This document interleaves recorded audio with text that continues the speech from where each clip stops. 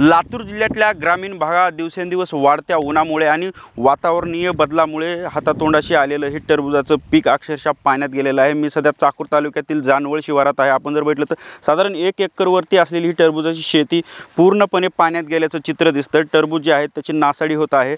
जिल्ह्यात गेल्या 4 ते 5 दिवसापासून अवकाळी पाऊस होतोय, वादळी वारा होतोय आणि याचा फटका जो आहे आता त्या टरबूजाच्या शेतीला झाल्याचं चित्र आहे।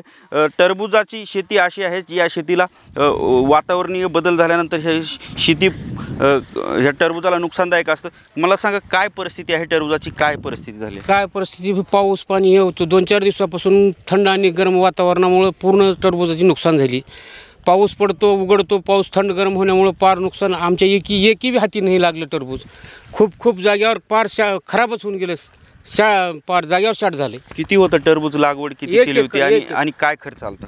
1 एकर लागवड केली होती, जवळजवळ 35,000 रुपये खर्च आला। आत्तापासून आम्ही काही विकलं नाही, आलेलं आता तोडावं म्हणलं की ही चालू झालं आणि पार जागेवर पार खलास होऊन गेलं, काहीच राहिलं नाही आमच्यापाशी। अशी शेतीची आमची शेतकऱ्याची परिस्थिती झालेली आहे। सारखंच पाऊस 3-4 दिवसापासून सारखं पाऊस येत आहे, थंड गरम वातावरणात पार खराब होऊन गेलं।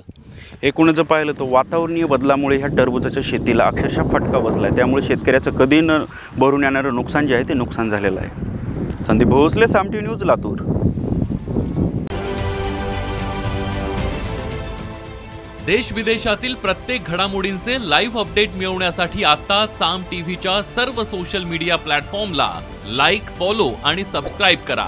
तसंच सर्व नोटिफिकेशनसाठी बेल आयकॉन प्रेस करायला विसरू नका।